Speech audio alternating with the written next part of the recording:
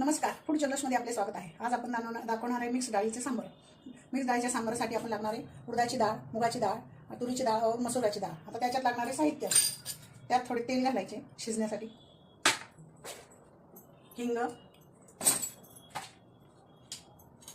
या भाज्या आपण सगळ्या त्यात शिजायला घालूया।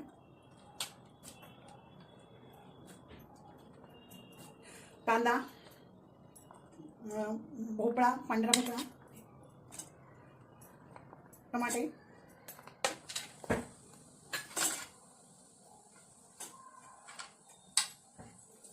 बटाटे हे आपण छान असे शिजवून घेऊ। शेवग्याच्या शेंगा पण घालायच्या आहे, पण त्या जास्त शिजू नये म्हणून आम्ही त्या वेगळ्या शिजवून घेतो।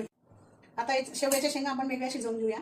थोडंसं मीठ टाकून शिजवायच्या, कारण त्या याच्या वरणात जर शिजवायला टाकल्या तर त्या खूप शिजल्यावर गाळ होतो, गाळ झाल्याने वरणाची चव बिघडते।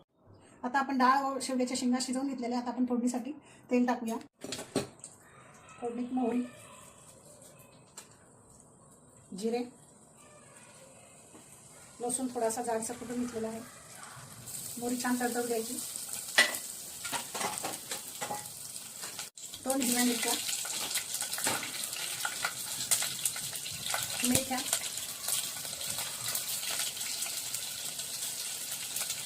छान लालसर होऊ द्यायच्या। त्यानंतर कांदा टोमॅटो फोडणी घालूया।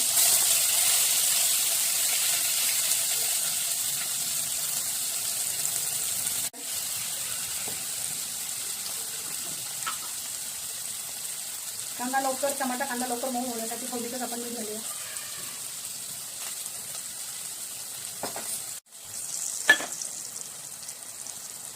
थोडी लाल तिखट, हळद, हे छान हलवून घेऊया। शेवग्याच्या शेंगा ज्या वाफवून घेतल्या त्या टाकूया। ते छान परतवून वाफवून घेतले शेंगा, ते छान असं शिजवून घेऊया।